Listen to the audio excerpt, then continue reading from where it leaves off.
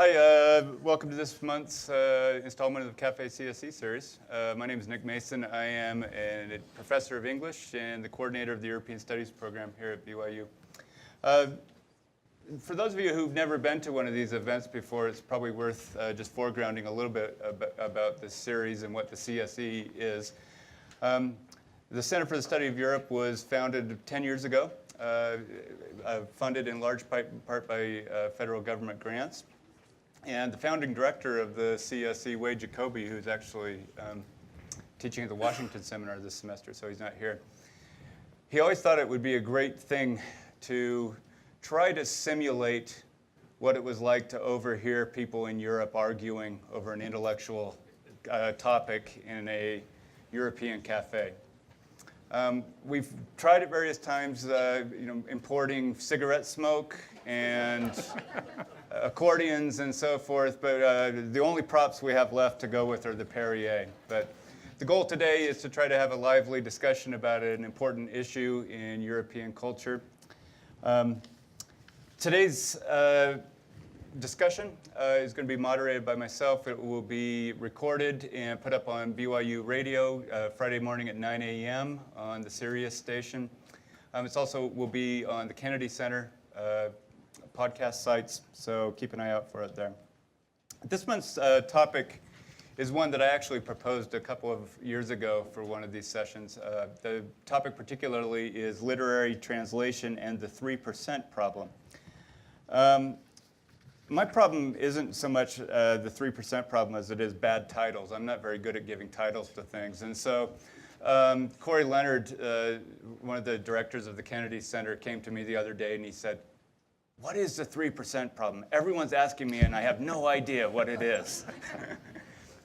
And that led me to go and see what happened when you Googled 3% problem, and I realized far too late that there is a radical offshoot of the Tea Party here in America that's called the 3% group, which isn't really a European problem yet, though. So the 3% problem that we're talking about today has to do with literary translation. If you look at the handout that was on your seat today, it should at least introduce you to the topic that we're discussing, which is some would argue the crisis in both American and European culture that is caused by the fact that in English-speaking countries, only 3% of the books that come out in any given year were originally written in a language besides English. If you look at the handout, you'll see that the problem is even more acute in the literary field, where by one recent count by the National Endowment of the Arts, it's not 3%, it's 2% of the books of fiction and poetry that come out in any given year are from foreign languages. What this means then is if you look over on the right-hand side of the handout, if you are an American who is taking a trip to Bosnia or to Denmark or to Portugal or to Turkey, and you're looking for a recent novel to read about that country, good luck. Because at least for the 6 years that are covered in this chart, an average of one or fewer novels for each of those countries was translated into English per year. So our discussants today are actually experts on this topic and have quite a bit to say about this 3% problem. Let me introduce the two of them. First to my left is Marlene Esplin. Marlene is a second-year member of the faculty in the newly christened Department of Comparative Arts and Letters. She's an assistant professor of humanities. She received her degree in Hispanic Cultural Studies from Michigan State University. Her husband, Emran, is a colleague of mine in the English department who also works on kind of Pan-American literatures. Marlene specializes in translation studies as well as in Spanish and Latin American literature. To my right is Daryl Hague. Daryl has been at BYU for 20 years. He is an associate professor of Spanish.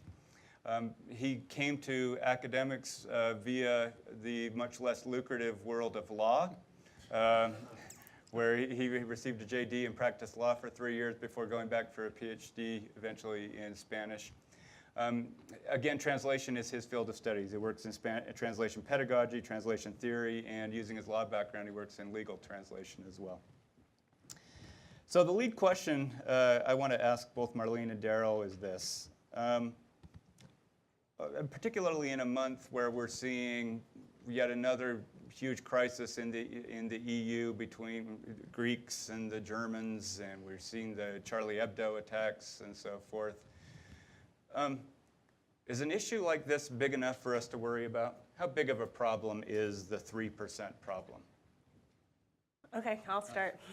Well, it's interesting that the most, I guess, egregious offenders as concerns this 3% problem are the US, the UK, Australia, and then we don't have really accurate statistics, but also there's very little translated into Arabic. And so when I think particularly about the Charlie Hebdo problem, I wonder, if it's just in part an issue of mutual incomprehension, right? We're so mired in our own insularism and our ethnocentrism that we don't understand what's of value on one side or the other. I appreciate you mentioning the kind of global impacts of this problem, because this is not just a problem for those of us who teach foreign literatures, right? This is a problem for all of us, because on the one hand, we, and when I say we, I mean publishing entities, but also us as consumers, we act as gatekeepers. We prohibit other voices from participating in the global conversation about global events. And then we also really alienate ourselves, in that I always kind of recur to this food metaphor, which it may be flawed, but we're stuck with meat and potatoes, right, from the same kind of chain restaurants, when we could have kibbeh, we could have crepes, we could have empanadas, we could have soccer torte. I mean, you can add, but we limit ourselves and we limit others, and our inability to see outside ourselves has so many moral, political implications. What do you think? Well, I agree. We live in a kind of linguistic iPod world, where we use the iPod to create the world that we inhabit. We don't just turn on the radio nowadays and listen to whatever song happens to be there. We create that ourselves.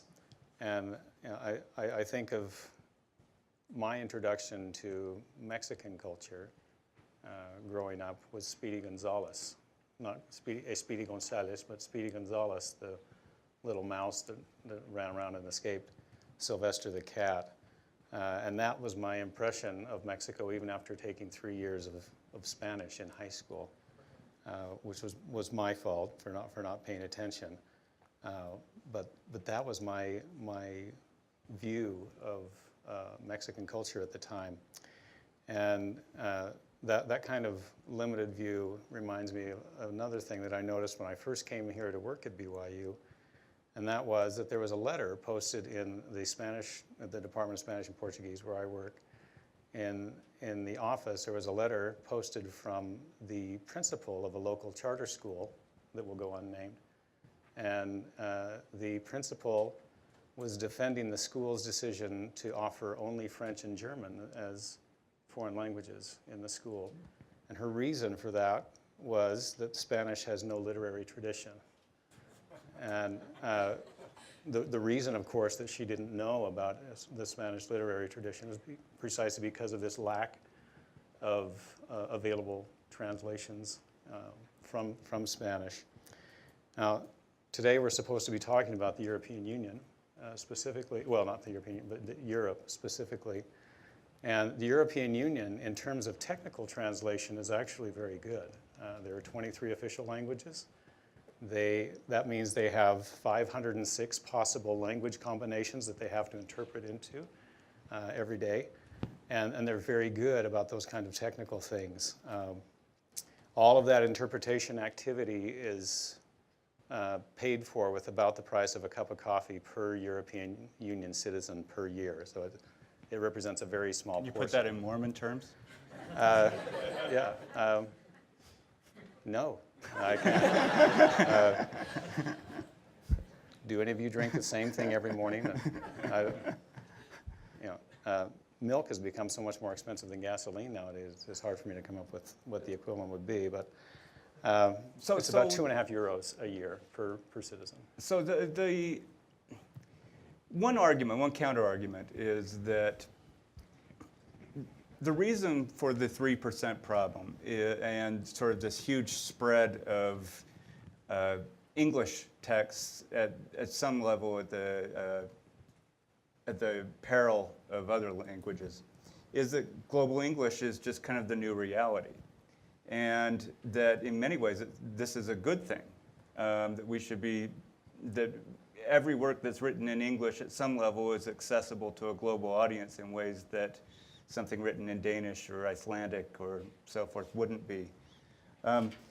Is it going too far? I mean, sometimes you see critics of global English going so far as using kind of ecological metaphors. They'll say things like English is an invasive species, or that we're having an ecological climate meltdown in language right now, or so forth. Are those fair comparisons, or is that overwrought?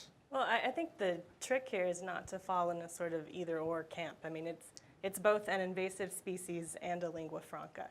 I mean, if you look at the stats, there are what, an estimated 6,000 languages, and only, say, 600 of those are not, quote unquote, endangered, right? So, I mean, it is definitely an invasive species, but, you know, languages also evolve, and there is a practicality to English emerging as a lingua franca. But what would be lost if we reversed the curse of Babel and we all just spoke and wrote in English at all times?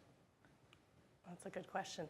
Well, I mean, I'm of the persuasion that diversity in languages is a good thing. That, you know, by seeing multiple language versions of a text, of a story, of an incident, we get a fractured but more nuanced perspective.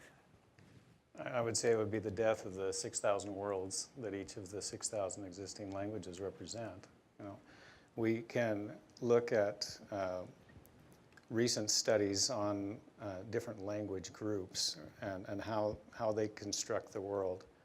You know, Sapir and Whorf, who postulated that translation was impossible because all of us inhabit a distinct linguistic world, and therefore there's no perfectly available translation ever. They were roundly criticized, and I think with good reason. But some recent studies have shown that at least some of Sapir and Whorf's ideas might be enjoying something of a renaissance. One of them was a study of Russian speakers demonstrating that Russian speakers were able to discern different shades of blue that speakers of Western languages like English and Spanish and so forth could not. There's an Aboriginal group that never gets lost because they organize the world in terms of cardinal directions. They don't say, you're seated on my left and you're seated on my right. They say, you're on my east side and you're on my west side. And so all those different ways of viewing the world would be But that's lost. a real slippery slope. I mean, in that, you know, once we sort of postulate about a sort of intrinsic nature to one language or another, then we start, having the sort of cultural stereotypes that accompany that. I mean, is it that English is intrinsically suited to business, or just that it has become that, and it's the sort of cultural notion? I mean, there's nothing really inherent about English that makes it more suited to business, except for the sort of cultural vocabulary that has come of English. Right, and I think we need to be very suspicious of people who make arguments about the structure of a particular language or the grammatical rules attached to a particular language and what makes that one language more suitable than another. And we're familiar with those stereotypes.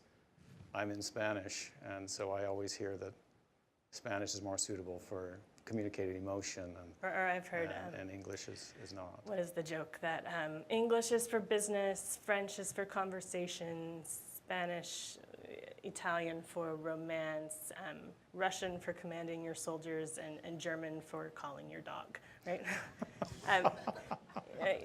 That's fun, but it doesn't hold really any weight, I think, once you interrogate these sort of notions about an intrinsic character of any one language. I want to talk about this intrinsic character notion. So in terms of the notion of loss in translation. So if there's something, let's just assume for a minute that there's something sort of distinctive about a novel as we read it in the original Norwegian. Is loss an inherent part of the translation process? I mean, I would assume that some level of the 3% problem is owing to the fact that people feel like they're getting something less than the ideal when they read something that's been translated. I'll start with that. Well, that doesn't prohibit us from, say, reading the Bible, which we forget is a translated text. And obviously there's some loss in translation, but then to think that it's not worth the effort to read in translation is flawed thinking, right? Because more is gained than is lost in translation. Yeah, I think that's right. And obviously, in a translation, you're going to lose the physicality of the language, the actual sounds of the source text language and things, and many of the allusions that that original text might make. But as we translate into the second language, we're gaining allusions as well, and adding to our experiences with difference. And that's something that a lot of literary translators take very seriously, is this idea that we are, maybe imperfectly, but we are introducing our culture, or the culture for whatever language we're translating into, to difference, to experiencing something different. And this actually leads us to talking about domesticating and foreignizing strategies in translation. A domesticating strategy in translation is to make the literary translation as seamless as possible and to appear as if it were written in the original language. Foreignizing approaches try not to do that. They'll throw in words from the original text, or they'll even use difficult structures on purpose. And it's like having the translator knock on the door and say, you're not reading something from your culture, you're reading something else. And Marlene mentioned the Bible. There's a recent English translation of the Bible that describes how Jesus and his disciples later would greet each other, or actually in the book of Acts. The King James Version that most of us know says that the disciples would greet each other with a holy kiss. And this recent English translation says that they greeted each other with a hearty handshake. That hearty handshake is a very good example of domesticating strategies that make the audience comfortable. And they say, gosh, the disciples, they're exactly like me. Well, and the negative to domestication is that, often texts, particularly, say, texts that are difficult to translate, or texts from the quote-unquote third world, are neutralized in translation, so that the sort of idiosyncrasies of a foreign text are ironed out, or made smooth, made fluent in English. And so, foreignizing strategies offer ways of getting a glimpse, of what is lost. And, and it's exciting, but then it gets to this question of, who actually gets to adopt this approach to translating, right? I mean, this is when domesticating is the norm. The invisible translator is, in the English language. That's the MO. I mean, that's the way in which we do it. Is loss inevitable, or can you think of any cases of a book that you felt was better in translation than in the original? Gabriel Garcia Marquez says that 100 Years of Solitude is better in Spanish, right? Whether he's just, better in English. And whether he's just postulating, I don't know, but That's good. We were looking for a controversial moment. I saw a lot of Spanish professors squirming in their seats. The translator Rabasa has done more to elevate the text in English. Those are Garcia Marquez's words, but I mean, she's quoting him. Yeah. And so we don't know whether Garcia Marquez is simply a great promoter or whether he's serious. I have my suspicions that he's both. Well, the interesting cases are, poets, writers in their own stead who take up this project of translation. So, Langston Hughes translating Nicolas Guillen, or Ursula Le Guin translating Gabriela Mistral. I mean, so these are writers with their own voice, and so especially when we're talking about, say, poetry, translation, we can't really even call it translation. It becomes rewriting, and there's a type of ownership that is transferred to the translator as the new author.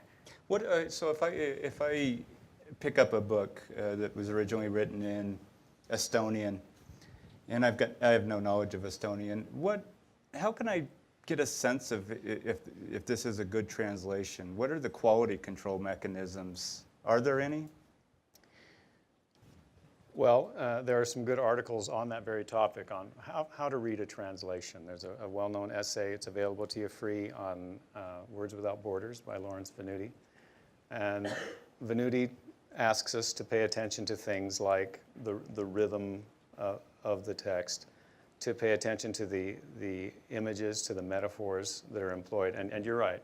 If we don't know Estonian, we don't know whether those metaphors are taken directly from the Estonian, or if there is some kind of an equivalent thing, or if the translator has used some clever approach. Now, figurative language is very, very difficult. It's inescapably tied up in the language and culture of wherever the text comes from. The other point that Venuti yeah. makes in that article is about the importance of the paratextual material. Yeah. So the preface, right, the afterword. That these paratexts become so much more important when we approach a translation, because they're our guide, right? I mean, essentially it's a map of, sometimes the translator will talk about some of the difficulties in translating and what strategies he or she adopted in approaching or rewriting this text. So, I joke that I want a T-shirt that says "I love the preface," right? I mean, it's just totally geeky, but it's so important, and I mean that's our guide. Yeah, that preface or that translator's introduction works as a kind of lawyer's brief. It's really the translator's defense of what he or she has done. What am I trying to accomplish? Who is my audience? What are my purposes here? Because it's not reasonable for us to expect every translation to be the same. One of the truisms in translation is that every translation is an interpretation.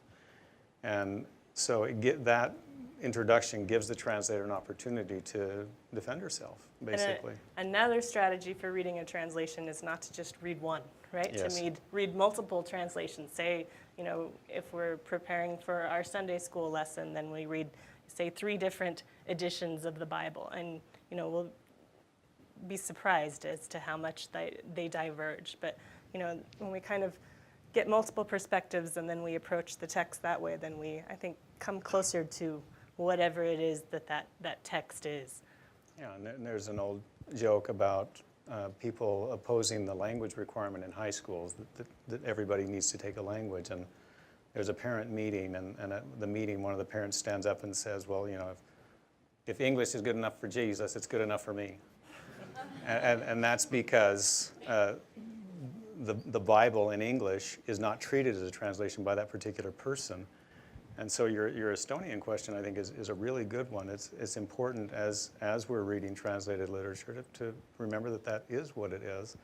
And we can still fall into it. We can still engage in that suspension of disbelief that makes reading literature pleasurable.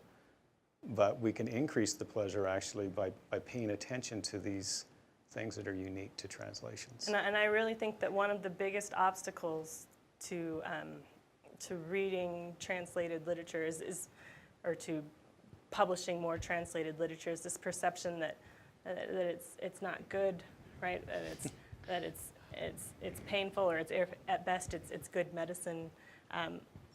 Really it's enjoyable. I mean, my kind of first love affair with literature was 19th century Russian literature, as by Constance Garnett, right? I mean, and that was sort of a gateway for me, and to then have a deeper encounter with other texts that, say, are not included in the North American canon of what is Russian literature. Are there any, okay, so if we have this problem where readers in America and the UK, Australia, and elsewhere have no need to go elsewhere for their literature. There are more than enough books in their Barnes & Noble or Amazon to last a lifetime. All of the big bestseller books that come out, other than Stieg Larsson in any given year, were originally written in English. So with that being the reality, are there any countries in Europe or elsewhere that you feel are kind of leading out and showing us how we can solve this problem, how we can shake the world by its lapels and get their attention? Well, Slovenia is very aggressive about publishing translated literature. About 70% of literature in Slovenia is translated from another language. The Scandinavian countries are translating a tremendous amount into their languages, even though countries like Norway are essentially officially bilingual, and most of the populace can at least handle easily English. So yeah, there are certainly some countries that are doing that. Even France, who I assume France does most about of us, 30% in right, most of us translation. would guess is not translating anything, just because of stereotypes about French parochialism. Yeah, they're translating around 30%. Yeah, and France does something else that's interesting that I don't think would fly here, but they have a fixed price on books that they books, sell. yeah. So that way, say the big box stores, the equivalent of the Walmarts or the Costcos or the Amazons, the fixed price prohibits these big entities from selling books at a loss to just gain the lion's share of the market. And so having a fixed price on books protects local booksellers. It protects kind of niche publishing entities. If we're not open to prohibiting folks from discounting their books here, at least some protections for local or nonprofit book publishing houses would be worthwhile, I think. Yeah, you see some efforts. I mean, the big ones are things like, just last week we had the French consul here, and she brought with us her cultural ambassador, someone whose entire job is to go around the Western United States and promote French culture. You have the Goethe Institutes around the world that teach German language and literature. I've often said if I were elected president of Iceland, and this is the beginning of my campaign right here, one of the first things I would do, other than fixing the banking and throw out all the secret bank accounts, would be to throw 2% of GDP into creating the great Icelandic film or the great Icelandic novel, or even more so if I were in a place like Serbia that really needs rebranding on the world stage. What better way to do that than to create a vibrant cultural scene? And you see some, I mean, certainly European countries are more invested in this idea. The Netherlands is very good at it, and so forth, but still doesn't seem like even when they throw big subsidies into translation, it's so rare that they break into the American market. Right, though, they really do throw big subsidies into translation. I mean, the ones that suffer, those that don't have the sort of aggressive publishing arms, that they don't have the national awards or the translated book awards, or they don't have the representatives that go to the book fairs, the international book fairs. So Russia is one that doesn't coalesce with the world so much or subsidize. In Latin America, Argentina used to have a really burgeoning publishing scene, but now because of the economic hardship there, that there aren't subsidies going toward translation as there used to be. Yeah, no, Denmark is more aggressive about that kind of thing. In Iceland, I'm glad you brought that up, because if you fly to Iceland, the airline is going to make sure that you learn some Icelandic on your way over. They're very entertaining. They have all kinds of little activities and things on the airplane for you to participate in, and they expect you to be able to at least navigate for yourself some once you get on the ground. Okay, so let's do a semi-lightning round. We'll call this a slow-rolling thunder round. Solutions. Governmental. American government, does this rise to the level of a federal crisis? That Americans have grown too insular, that we're intellectually inbred in America? Right.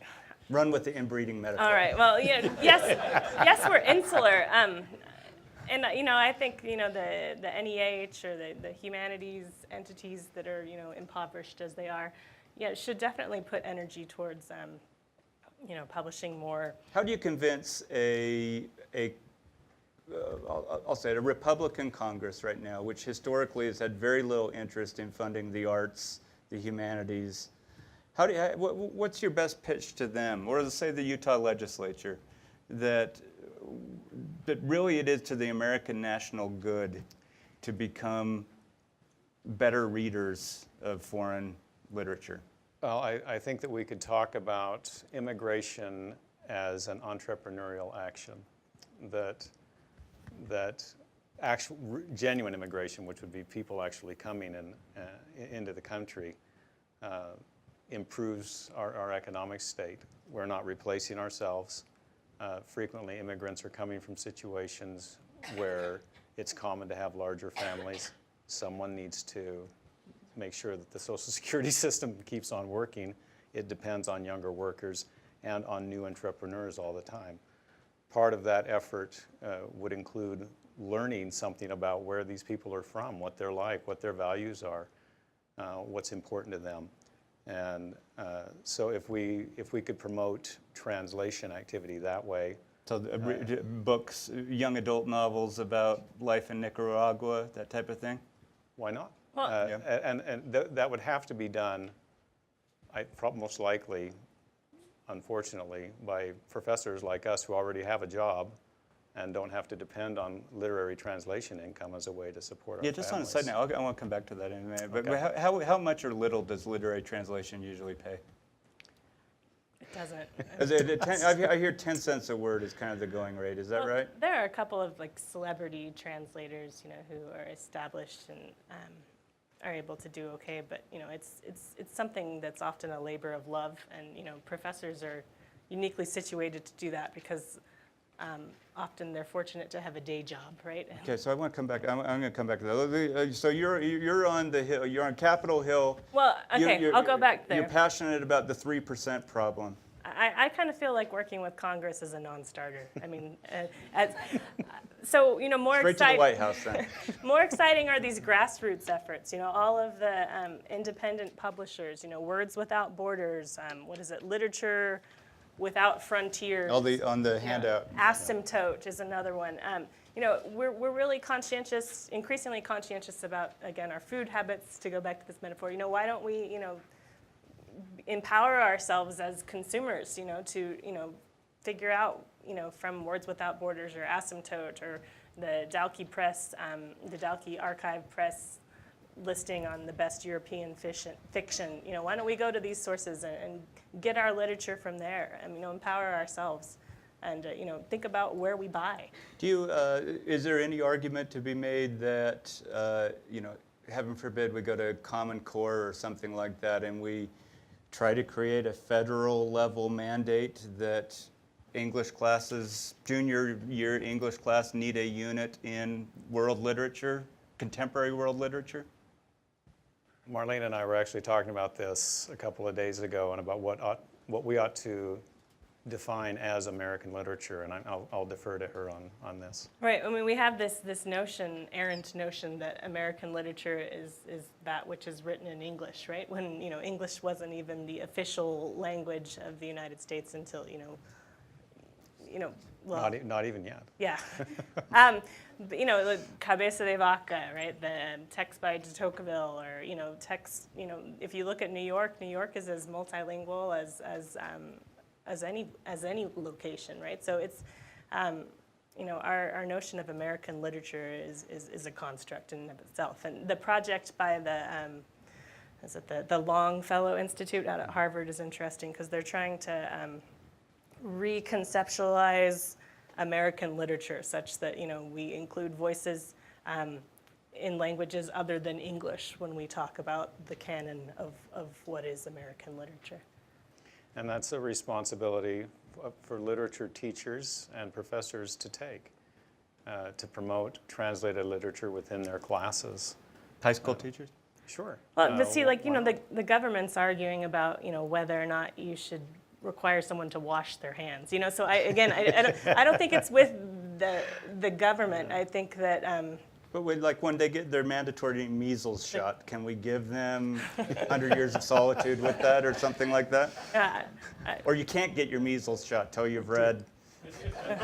Unfortunately, there are a lot of progressives that would be happy to accept not having the measles shot. like, well, Words Without Borders has lesson plans for high school teachers. You know that. So there are resources there for high school teachers that want to, you know, insert a little bit of the world into their curriculum. Okay, so I want one really important point that you've both touched on that I want to push a little harder here is, and I know you both have strong feelings about this.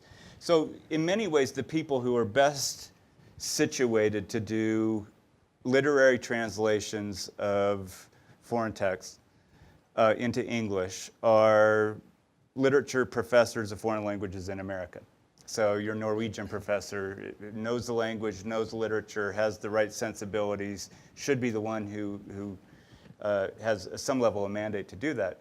And yet, is it fair to say that universities are pretty lukewarm in encouraging faculty to do that type of work? Is that? I think that's a very charitable word to use. I would use the word disdain as far as the way that translation is treated for purposes of scholarship. If a professor applies for promotion and has a bunch of literary translations on her resume, on her CV, in addition to some articles, is going to be difficult. And I think that flows from this concept, number one, that translation is simply derivative. But also that translation is an easy thing to do. You know, that idea exists inside and outside the academy. I was getting my hair cut the other day, and my hairstylist was one of those chatty kind. And she told me all about her life and things like that. And finally she got to asking me about me, and she asked me what I did for a living. I said I teach translation. And there was just this blessed silence, finally. And she was totally confused. She could not figure out what I could possibly be doing in a translation class, and she finally asked me, well, don't they already know the languages? You know, assuming that any bilingual can do an effective job. You know, I can plunk out hymns on the piano, but I don't play concerts for people. Oh. And that's a real problem. Now, I'll admit, as a junior faculty member, I feel like it's more advisable for me to write articles about ways in which other people translate and then publish those articles in a journal that only a couple of people will read than to pursue any translation projects. Let's at say this you point in my career. You got lucky though, and Jose Saramago came to you and said, "Here, come translate my next novel." And you did the great translation of a great writer, and it sold 6,000 copies. Would that count? I think that would count. And the MLA Sure has would. recently come out with new guidelines, you know, giving some sanctity to translation in the academy. Is BYU ahead of the curve in attitudes on this, or behind the curve, or on the curve? Well, I would say I've been fortunate, since my area is translation, that when I've applied for promotion and I've had translations, that I think people have been generous about that. But I think that's because I'm a different kind of animal in the college. What's nice about this MLA document, I have it here, it's guidelines both for candidates as well as for reviewers. It tells you how to tell your story, basically, and to show what makes your literary translation work or your scholarly translation, more academic type stuff, acceptable in terms of scholarship and for promotion. Yeah, and personally, I'm an English professor, so I'm part of the 97%. I'm part of the problem, but certainly seems in my world that one of the best uses of your research time for someone who is a professor of Russian literature would be translating new works. Final thoughts. Maybe we'll end on the local note, the BYU note. Do we have any sort of institutional or religious mandate to be engaged in translating and circulating foreign literature? Well, so this gets into the question of where does BYU begin and end, and where does the church intersect with that? As BYU professors, most, if not the vast majority of us, are members of the church, so we're invested in the translation, whether implicitly or explicitly, in the kind of translation of ideas that are of Mormons and the literal translation of words. I think can only applaud and underscore my excitement about the recent move by the church to allow speakers in general conference to speak in their native languages. Right? That was belated and really really important move. And I hope that in the future that we can have subtitles instead of dubbing over. But I think just this imperative that we have at BYU to go out into the world, right? So to also bring the world to others, right? That's what the act of translation is. It's hard to salt the earth if you never leave the salt shaker. And I think in D&C we're told to learn that we're supposed to learn out of the best books. It doesn't say just the best books originally written in English. It says the best books. It's really exciting, I think, to see what's happening with the church as it becomes more and more global. You can see church leaders making a concerted effort to kind of pare away the American cultural elements and try to identify what's the gospel and what are American values or whatever you might want to call them.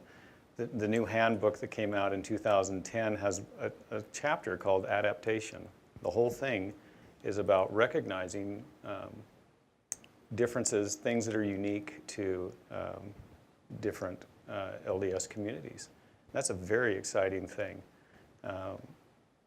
The church is very good about translation, that is to say, working with texts and translating texts, and now they're working towards being better at what's called localization, which is a process of paring a product down, usually a computer product in the language industry, but paring a product down to its bare bones and then preparing it in such a way that it fits within a particular community. And that community or locale would be defined as a community that employs a certain version of a language. It would be Mexican Spanish, Brazilian Portuguese, Southern Brazilian Portuguese. They can be any kind of thing like that. And I see our responsibility at BYU as one of promoting that. And my big hope is to see us really get actively involved in promoting translation programs. We have one translation program in the Humanities College. It's ridiculous, Especially given for all the of resources that we have. Our language capacities here at BYU. I mean, we should be brimming with translators. Yeah, it would seem that with a place with such a commitment to promoting good in the world, a commitment to beauty, a commitment to the word, and yet an immense storehouse of language skills, that this would be a place that would be producing world-class literary translation. Right. Amen. Yeah. So, Okay, on that note, let's open it up for questions. We have about 10 minutes for questions. Will you please, for the sake of the broadcast, will you please come to the mic if you wouldn't mind introducing yourself by name and if you're a student, what you're studying.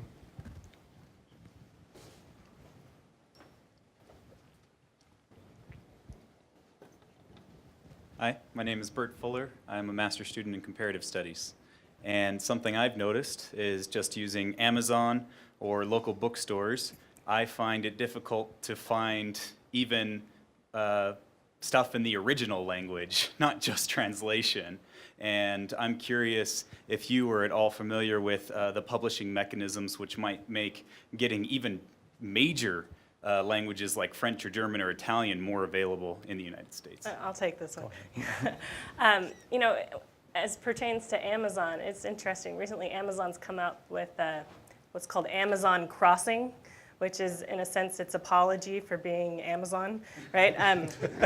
It's like Walmart carrying one brand of Walmart now organic has green milk. space, right? But it's dedicated toward, you know, reaching out and publishing more translated literature. And, you know, there are so many, you know, Amazon and Costco and kind of the big box stores are kind of not the places to go, right? So, you know, Words Without Borders, Asymptote, Dalkey Archive Press, Open Letter, the 3% blog, well, there's so many, Bitter Lemon, HISPA Books. I mean, there's so many really wonderful independent indie presses that do a great job of giving options that you're not going to find, you know. I fall into that. I don't want to buy it if I don't get free shipping, right? You know, whatever that means. But yeah, so to look for alternatives, think about where we shop. You know, Amazon's, you know, not the place to go necessarily. You know, interesting along those lines of Bert's question. Just a couple of months ago, when Patrick Modiano, the French writer, won the Nobel Prize, I figured I ought to know. I had to have read something by him, and I hadn't. And so I rushed onto Amazon, figuring that you know, the world's biggest bookstore would be brimming with translations. And I think at the time there was one of his books available in English translation. I mean, this is just how acute the problem is. Someone who won the Nobel Prize for Literature, there's only one of his books available. And every time the Nobel is announced, nearly every time, there's a scrambling, right? I mean, Yeah. it's Yeah, and this is a French writer. I mean, let alone when a Pole wins, or someone from Belgium or somewhere. Yeah, we're insular.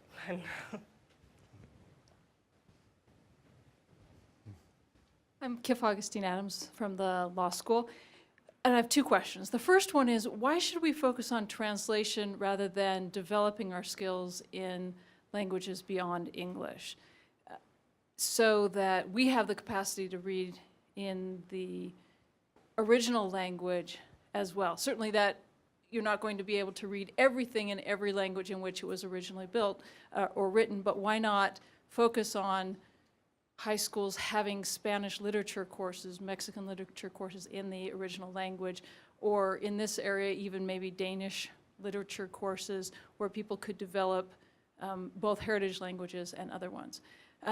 Secondly, as a law professor, our coinage is words, right? And so we have treaties and documents written in English or in multiple languages at the same time, to have a French version and an English version, and both of those can be controlling, although the language can end up meaning different things. And so how do we use translation in the legal realm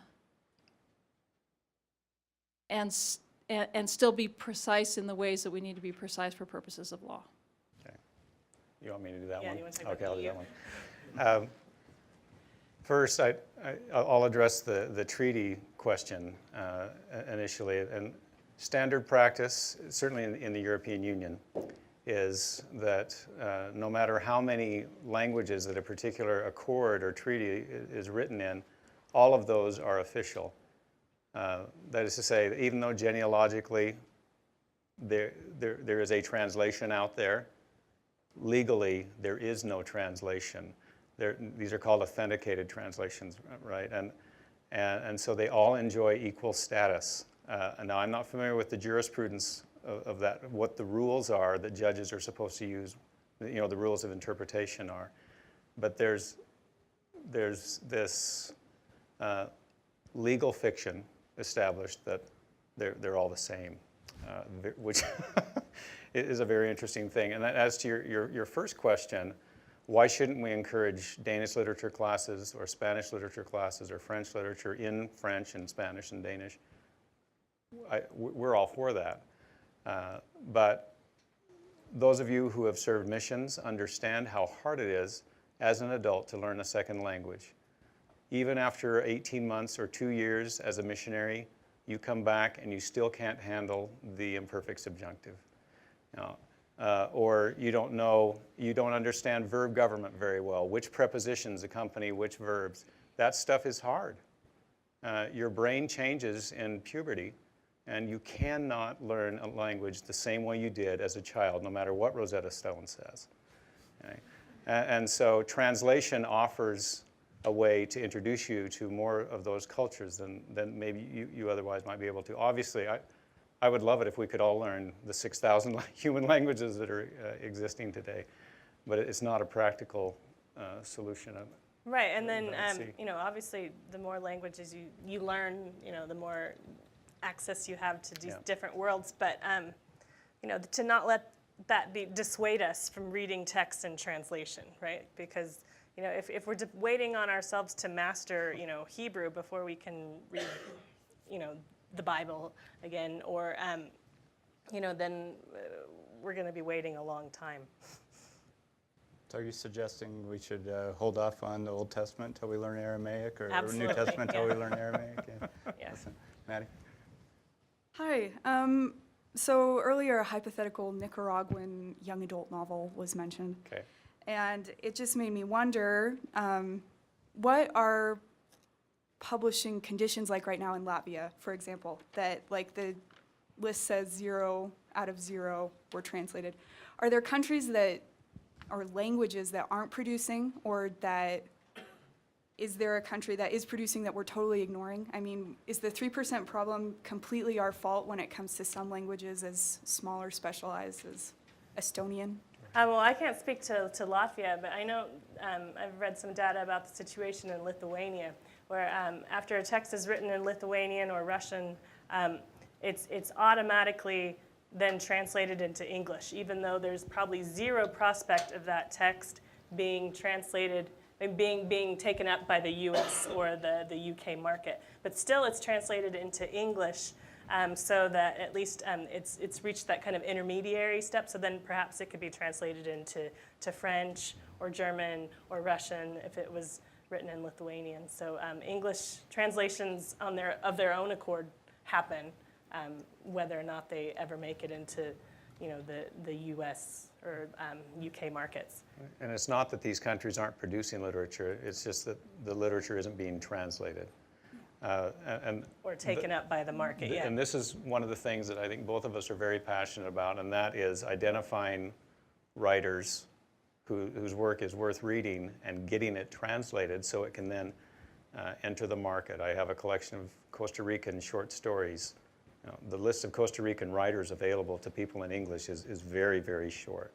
And my desire is to get that out there. And at risk of sounding like a paid advertisement for these nonprofit groups, go to wordswithoutborders.org. I mean, go to Asymptote. I mean, go to, you know, and then once you kind of find one of these sites, you'll find links to others. I mean, and there's a conversation. I mean, there's a different picture of world literature going on at these places.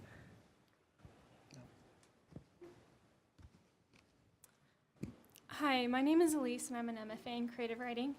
So this has particular interest for me in the realm of fiction and poetry. And like, for example, my program, I'm being taught very certain things, and it is more in a Western tradition of like English. And so the possibilities for me to expand my craft in different ways is limited because I don't have these translations, correct? Especially that, and we do have the translations, they're more of older, antiquated texts. And I do wonder, I did my undergrad somewhere else, and I had 3 teachers who were not from the United States, and they gave us these translations.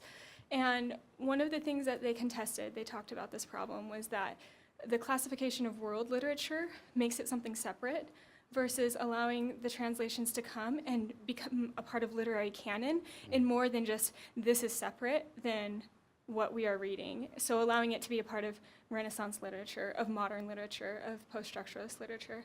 Like, how do you feel about that? No, I love the idea. Any way you can, shake up the canon or reconceptualize it, I mean, I think that that's worth looking into. And I think, I don't know if I have any really thing prescriptive to say so much as to then think about all of the categories and disciplines that have been given to us by institutions to interrogate those and say, oh, well, maybe Borges should be talked about when we talk about, postmodernism, even though he's not, in the kind of traditional Western camp there. So I mean, read widely and, infiltrate these categories. Absolutely. One thing I'd say along those lines, on the handout, the yellow-covered book, Best European Fiction Series, this was started by Alexander Hemin, who's a Bosnian refugee to America. And he's become a very major American writer. I mean, he's won Guggenheim Awards, Genius Awards, and so forth. But he started this series in 2010, and it's gone every year since then, in which any given year there are 30 or so short stories published from Europe, basically one per country, in an attempt to enrich writers with a wider palette of literary modes. He really believes that there are trends, there are styles, there are techniques that are flourishing in Europe that we don't really see in America, and that American writers are much poorer for only reading in the American or the British context. And I will just say that you're correct in pointing to how marginalized poetry is. I mean, of this 3%, only a quarter of that 3% is fiction, and of that fiction, only a fraction of that is poetry, and of that fiction, so few is by women, so few is by, writers of different ethnicities, writers in languages that aren't, say, French, German, Italian, or one of the Scandinavian languages. So, I mean, it's 0.0 something % when we talk about poetry and, that which is not actually pulp fiction either, right? I mean, that is, good stuff. Okay, we have time for 2 quick questions. Hi, my name is Jonathan McQuay, studying French and Arabic and aspiring translator as well.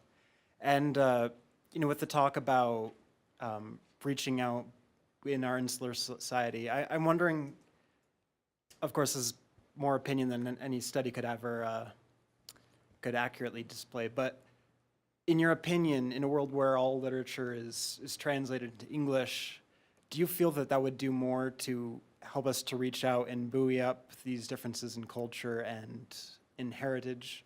Or do you feel like it would do more to, expand the invasive English into kind of crushing the other world around us? And we hear people talking about translation as colonization frequently. But Marlene mentioned something I thought was important with the question about, was it the Lithuanian literature, I think. Once those stories, those novels are translated into English, their opportunity to spread then to other languages is increased significantly precisely because English has become this kind of lingua franca. It can be a kind of intermediate step to really getting a piece out there. There's a danger in kind of pigeonholing in translation such that, the only texts that get translated from Latin American literature are magic realist texts, or, so, we have to be careful that there's not, or crime fiction from Scandinavia. Yeah. We have to be careful into, what we let in. Yeah, and one little wrinkle on that too is not only is being translated in English a gateway to being translated into German eventually or whatever, but it's a gateway to getting noticed by Hollywood, which is the ultimate payoff anymore in terms of circulation of a story. That's the goal. So. My name is Camden Robinson. I'm studying economics and Spanish. I'm in one of Dr. Hague's classes. In talking about translation and benefiting from books written in other languages, I see 2 problems. not just the availability of the book in our native language, but also the cultural context to be able to understand what that book is really trying to say. An immediate example that comes to mind is just the Old Testament. Is it available in English? Yes. If I read it, will I understand all of it? No, if I haven't studied the culture from which it comes. So how do we sort of attack, maybe this is off topic for today, but how do we attack that second problem and develop that cultural understanding so that we can understand these texts once they're available in English? Well, not reading isn't going to help you, right?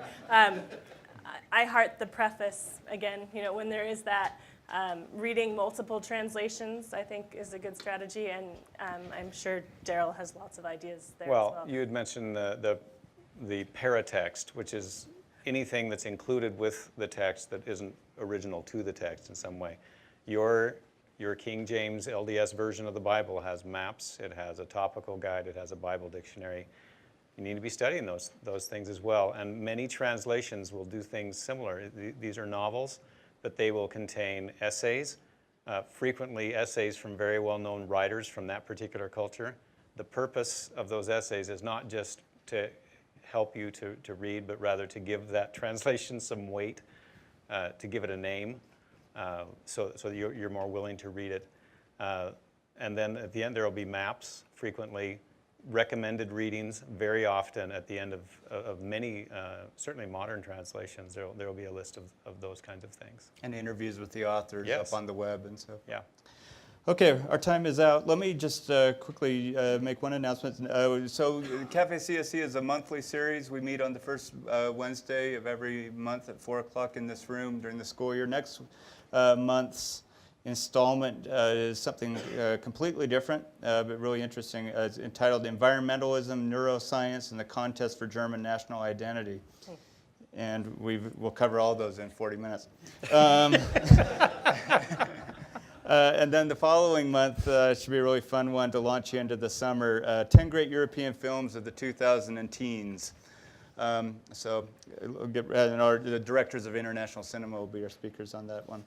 Just quick thanks to all those who've helped with this. John Collier for helping with publicity, Kelly Blazian for setup and logistics, Nellie for the fabulous refreshments that are outside, Nellie Ashby, Laura Cook for kind of being the founder of this series, and the Kennedy Center Brass for all good things. Thank you very much to Daryl and Marlene. Thank you.